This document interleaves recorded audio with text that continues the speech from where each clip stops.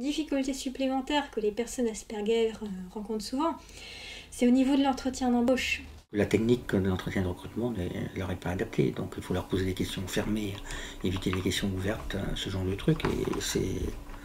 Et pour les employeurs, en réalité, c'est les mettre sur une activité réelle pour voir si leurs vraies activités et pas la façon dont ils se vendent lors d'un entretien. Je sais pas me vendre déjà, donc c'est un point extrêmement difficile dans les entretiens.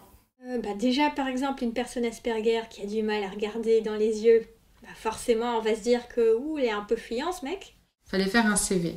Et moi, j'ai quasiment rien mis dedans parce que l'anglais, selon moi, je le parle très mal. L'allemand, je n'en parle pas. Et mon père m'a dit, mais si tu le mets, parce que t'en as fait, il faut savoir... Oui, justement, il faut savoir se vendre, il faut savoir mentir un peu. Question classique, parlez-nous de votre CV. Et elle avait demandé un petit coup de main à sa sœur pour la mise en page. Elle a toujours fait ses CV, toujours fait ses demandes de stage toute seule. Donc là, il y avait une petite mise en page, je parle de sa sœur. Alors elle prend son air habituel, elle dit « Il est bien mon CV, c'est ma sœur qui l'a fait ». J'ai justement beaucoup de mal à savoir ce que la personne en face attendait de moi, en fait. Et du coup, de ne pas donner ce qu'elle attendait. Ma première vraie expérience professionnelle, j'étais en stage, en fait, dans un cabinet de chasseurs de tête à Paris. Et j'étais hyper contente de ce stage et hyper contente de pouvoir enfin faire mes preuves dans le milieu professionnel. Donc je me suis donnée à fond et j'ai vraiment essayé d'être compétente et de bien faire les choses et d'être très appliquée. Sauf que ce que j'ai complètement mis de côté et occulté, c'est tout l'aspect social en fait.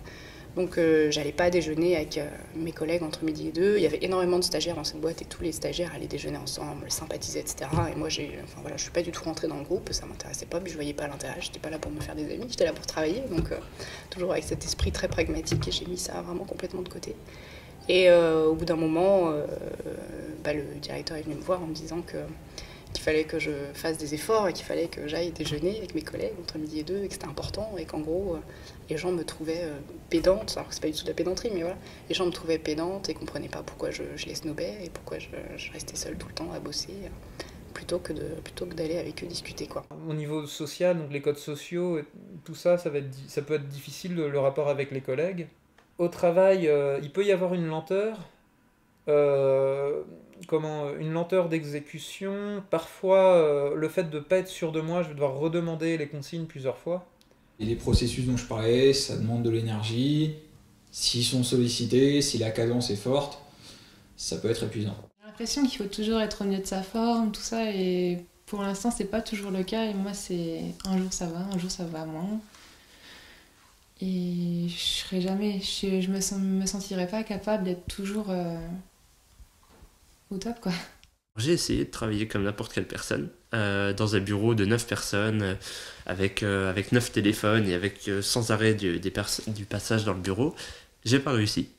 J'ai pas réussi parce que le cadre m'empêchait de me concentrer sur mon truc, parce qu'il y avait trop de stimuli, trop d'éléments extérieurs qui faisaient que j'arrivais pas à faire ce que je devais faire. Je dis pas qu'il y a de l'hypocrisie partout, mais quand je vois mon père travailler, je ressens ça. Parce qu'il est commercial, donc déjà c'est quelque chose vers lequel je n'irai jamais.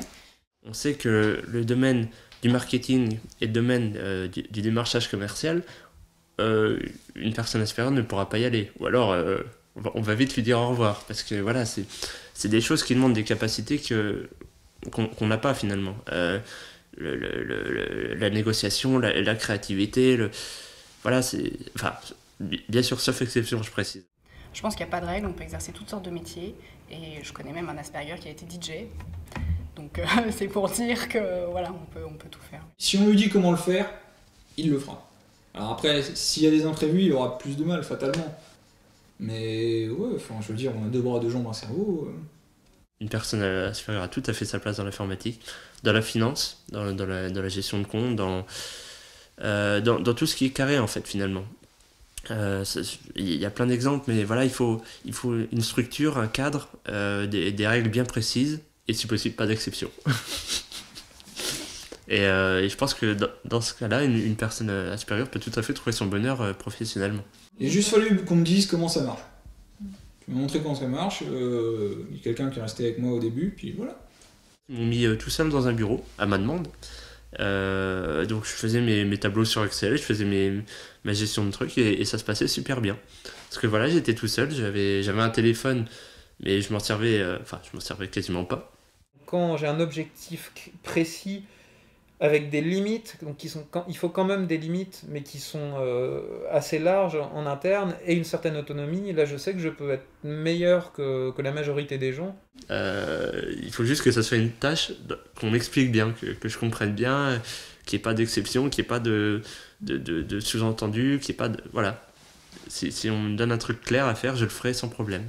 Une personne Asperger qui travaille, elle s'assure un avenir, plus d'avenir quand même, plus de compétences, plus de liens que si elle reste chez elle avec la RQTH, et puis que en plus peut finir par, à force d'échecs, peut finir par s'ajouter une dépression, donc elle se fait prendre en charge en psychiatrie, et du coup beaucoup de sentiments d'échec dont on n'arrive pas à se sortir, quoi.